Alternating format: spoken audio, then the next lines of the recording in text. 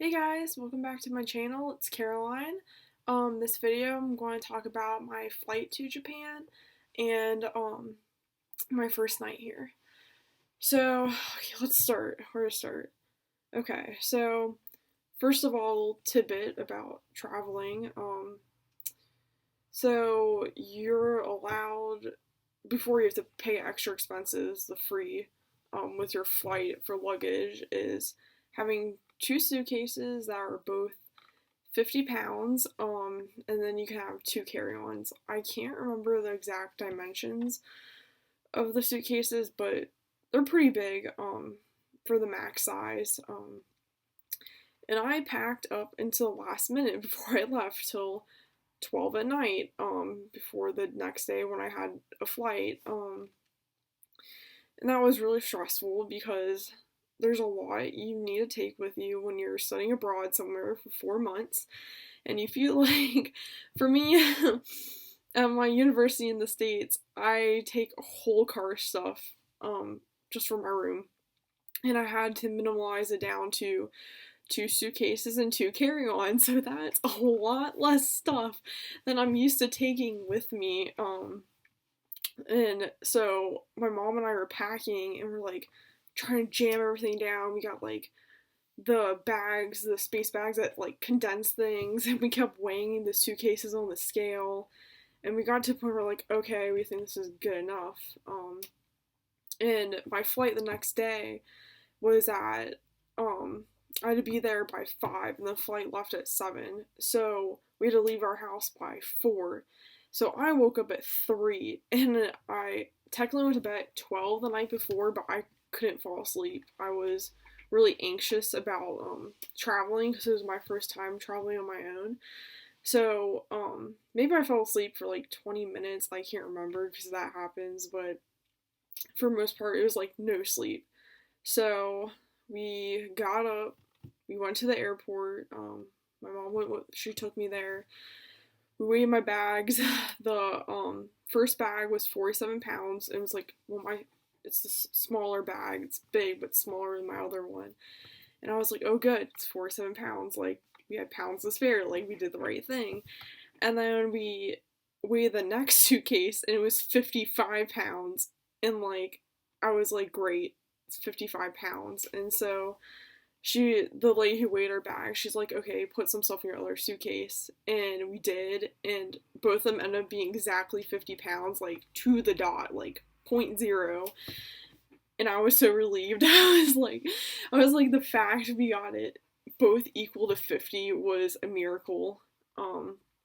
So that was nice.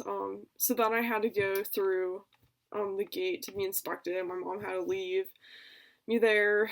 I got through that easily.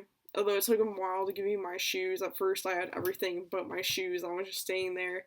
They'd be like, "Hey, I don't have my shoes," and the person was like, "You don't need your shoes." I was like, "Yeah, I would like my shoes." So I got my shoes.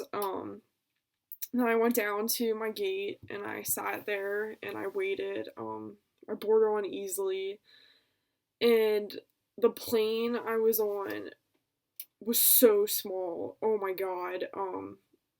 I'm taller. I'm like 5'8", and so my head was like inches away from the ceiling. First of all, second of all, there were only like one seat on each side of the plane, and it was so small that I could lay across each seat and touch both sides of the plane because it was so small and cramped. It was crazy. So it was like shaky on the plane when we took off, and it was super cramped. I have no leg room. But that was a short flight. I had to take two flights to go to Japan. So one from Hampton to Chicago, Hampton Roads to Chicago. Um, so that was like a little over an hour, the flight. It was an easy flight. It was super short. I fell asleep because, no sleep. So I fell asleep for a little bit. We arrived. I got off. I went to my next gate, which it was super, super long walk. It was on the completely opposite side of the airport.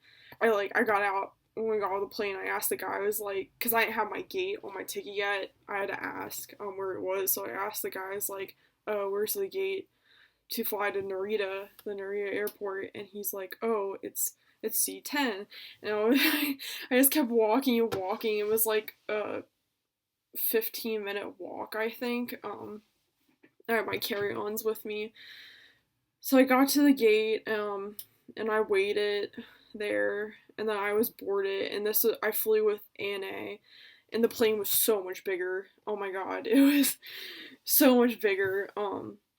And for this plane, I chose my seat for the first plane got on, but for the second plane, I didn't choose it. They randomly assigned it to me, and I got a middle seat, of course, with two strangers. But I had so much more room than I did on the first plane. Like, I guess you can still consider it kind of being cramped, but compared to the first plane, I was really happy actually. Even though I had a middle seat, I was like, this is really nice actually, because I was so like cramped and close and together with people before. And the seats were pretty nice. Like, I was just economy, but that plane, the first class, was crazy. It was like they had these big desk things by their seats, which were isolated seats, and it was so big, the desk space, that you could put a printer on it, like a full-on printer. So that blew my mind. I didn't know like planes had things that big. So the flight from Chicago to Narita is about a little over a 12-hour flight, I think. So it's a really long flight. And for me, like, it's so boring kind of just like sitting in silence for that long. Like, I can't do it. Like, I seem like a quiet person to people who don't know me at first, but I can't deal with silence that long. Like, it's so boring and it drives me insane. So I thought to myself, I was like, I need to befriend the two people besides me. I was like, I need to talk to one of them. I was like, I can't do this. I was like, I can't just like listen to music or watch a movie or like play a video game. I was like, I need to communicate with people to pass the time or I'm just gonna go insane. So probably maybe for the first like 30 minutes or hour, I didn't really say much to people next to me. They both seemed like really nice, like friendly people. Are both like around my age or so. And when we were given these forms for customs we had to fill out, and like you need to put your passport number on it. So all of us, like, I start filling out mine first, and they saw me doing it, so they kind of copied me and started doing theirs too later on in the flight. And I looked at like both their passports, and they were both Canadian, um, which was interesting. And I ended up talking to the guy who was sitting to the left of me. Um, he was super super nice, and we kind of just like talked about why we're going to Japan and um what we want to do there, and I talked about the U.S. and he talked about Canada, so we talked about like different things with that. Ironically, this past summer I vacationed in Canada, so I talked about that. So that was really fun and nice. He was a really really nice person, so that passed the time. Um, and this was so bad. So on the there's these screens on the seats in front of us, and one of the things you could do besides watching movies is that you could see exactly where the plane was in our lined out flight. And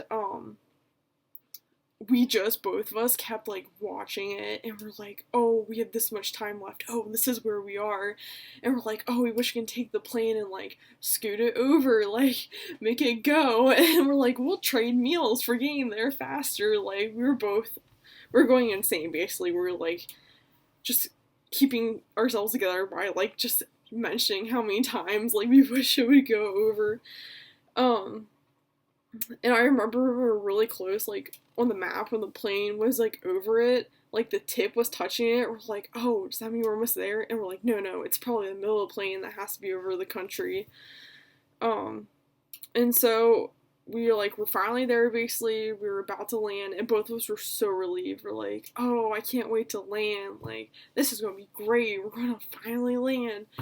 And we were descending down, and we were so close to the ground, and we were like really excited. But all of a sudden, the plane takes like a nosedive, like upward. Like it was the biggest tease you could have, like 12 hours on a plane, and you're about to touch the ground, and literally like it was like a minute left, and he's like circling the minute on the screen, and it goes whoosh, it goes like straight upward. And we got like a message from our pilot saying that there was another plane taking off at the same time, so we could have like full on collided with that plane, so we had to circle around for 20 extra minutes till we could land. So literally we were there, but we had to circle for 20 minutes. And it was so painful. Like I was so mad. And for a second on the map that we're looking at, the plane was facing outward again, kind of like towards where we came from, and we're like, no, please, like just land. And then we finally landed, and we were super happy. And then after we landed, basically what you have to do is you have to go through customs, and you have to get your, you have the form you fill on plane, you have to turn that in, and they look at your passport.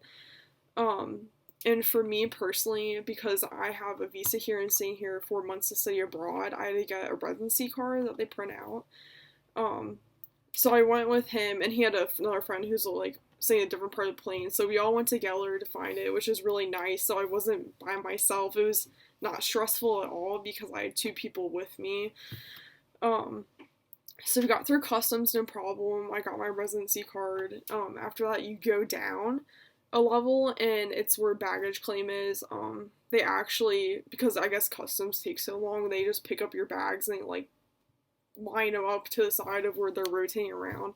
So I actually got to one of my bags was coming around, so I grabbed it, and the other one was sitting on the side. So I got both my bags. But I had a lot of stuff, so there's no way I could just, carry it around with both my arms, because I had like a backpack, 2 giant 50-pound suitcases. I have this other carry-on, it's like a suitcase, and it's like kind of heavy to carry around. So I was like, there's no way I can move. So the one girl who was with us, she pointed out the carts, and we put all my stuff onto carts. So I had all my stuff on carts. It looked like I was going to Hogwarts, basically, pushing around these suitcases. I was like ready to go through the platform. And then after that, we need to go through customs again, like a different part. And I just remember when I was like going through, the guy who's like looking at my customs form, he like said something to me, but I couldn't hear because he had like a mask on like this, and I couldn't tell if he was speaking English or Japanese, but it sounded like Japanese to me. So I said, "Oh, moi judoi gaishimasu," which means, can you say that one more time, please? And he kind of just like laughed, but not in like in a mean way. Like he thought it was like funny, like I could speak Japanese, and he was like, "Oh," he's like, how long you be here?" I was like, "Oh, 4 months." And he's like, and then he kept looking at it, and he like smiling eyes. Like I couldn't see his like face, like if he was smiling or not. But he looked like he was like kind of like smirking, and then he was like, "Oh, you lived here when you were little before." Or like you said you lived here before, and I was like, "Oh yeah, when I was younger I did." He's like, "Okay, here you go." And so I just walked out with my stuff. And then I said goodbye to my Canadian friends who were the greatest because they saved me stress of worrying about everything. And then after that, as soon as I came out, where everyone like welcomed me signs like, "Oh, welcome," like try and pick people up, there was a currency exchange next to that, so I exchanged my money and got my yen. And the next thing I had to do is I had to find a vending machine with a prepaid SIM card, because if you didn't know, trying to get some cheap service for data and calls in Japan for your phone is so hard. Like I still don't even have it worked out completely.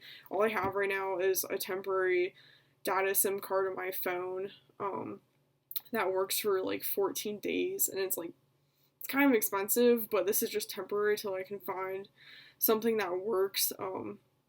It's just so hard. Like that's a huge tidbit for, if you're studying abroad in Japan, like it's so ridiculous. Like most people I know are having trouble. I have one friend who, I think she said she has Sprint, and it's like the same for over here, and that's like amazing because I haven't heard of that for anything else. Like for me, it would be like, with my carrier, it would be like $300 a month to pay for that, which I'm not doing that. So I'm still working that out.